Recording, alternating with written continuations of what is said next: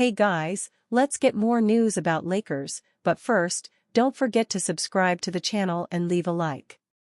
Potential trade partner for Lakers guard Dalton Knecht revealed.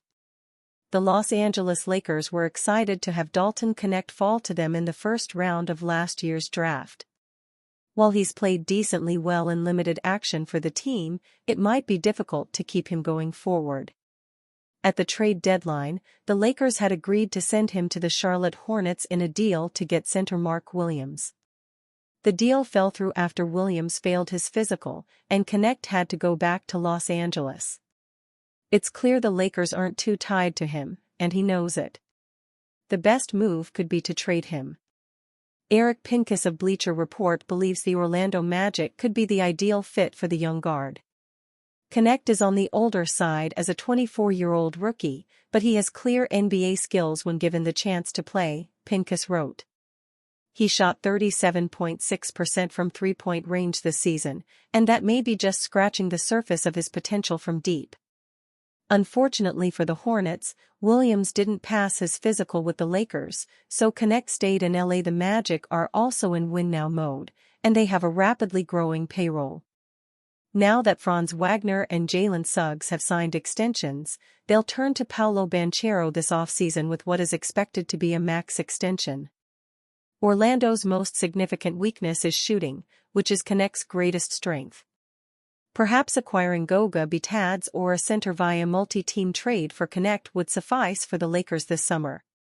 Knecht wasn't in a good place after the trade got rescinded, and he had to come back to Los Angeles. It's a very awkward situation for a rookie to deal with. He's had a hard time making much of an impact since the trade fell through. That said, the season continued on, so he didn't have much time to process the situation. It's possible that once he gets to the offseason, he can mend his relationship with the Lakers. At the end of the day, General Manager Rob Pelinka is the one who made the decision, so he shouldn't have a problem with any of the coaches.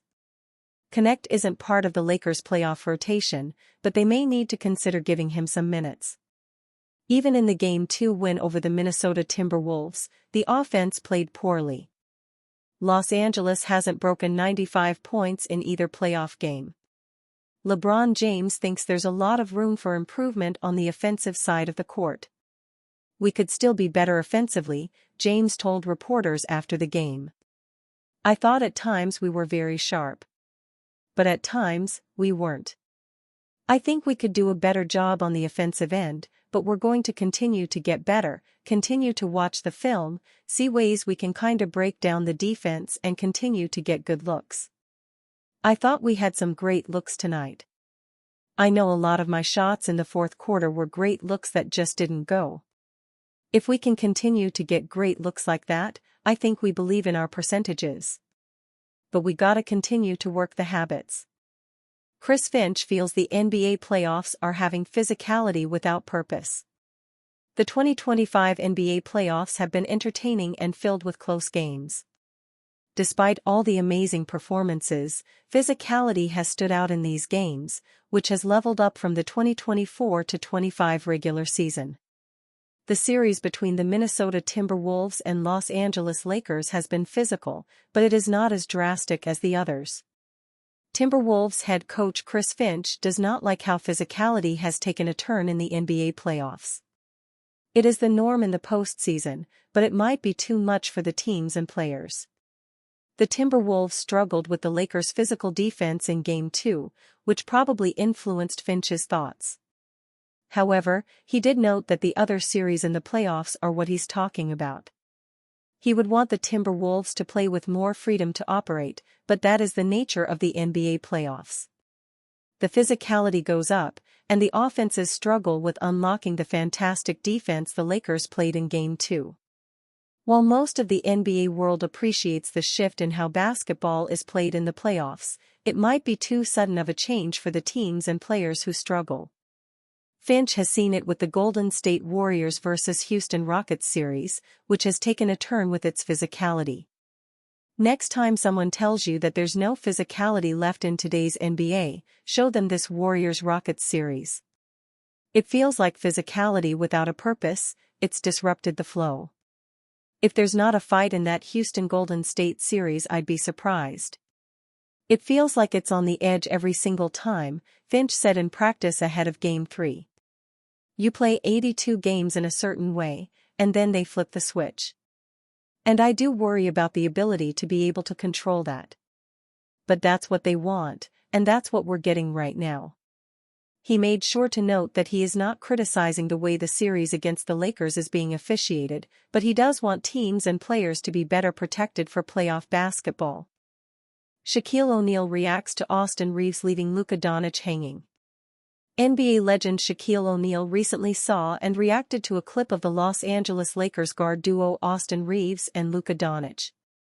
In the clip, Reaves is seen unintentionally ignoring a dap from Doncic and leaving the star hanging. While reacting to this mishap, O'Neal said, "You know what that tells me?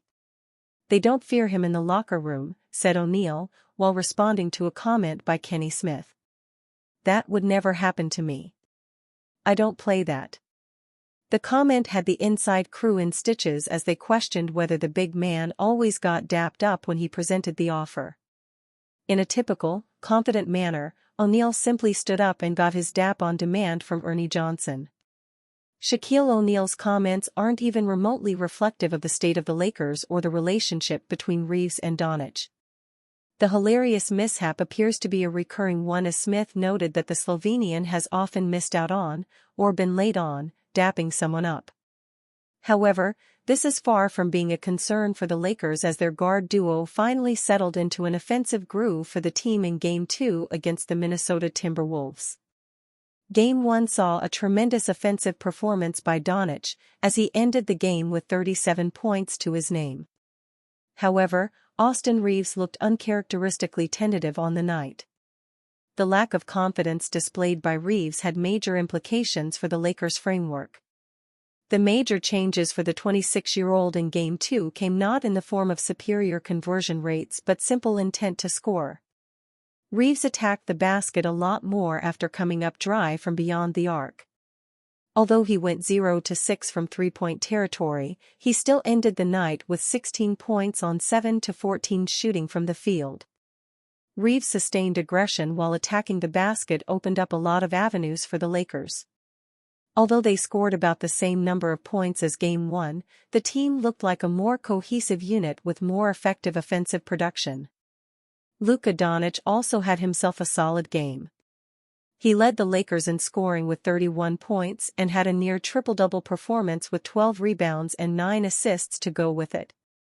Los Angeles effectively won the game on the defensive side of the ball. With a more aggressive and physical approach to the game, the Lakers showed an intent to win, as strategized by head coach J.J. Redick. With a key 94-85 win at home, the Lakers made a crucial breakthrough in the series, which now stands tied up at 1-1.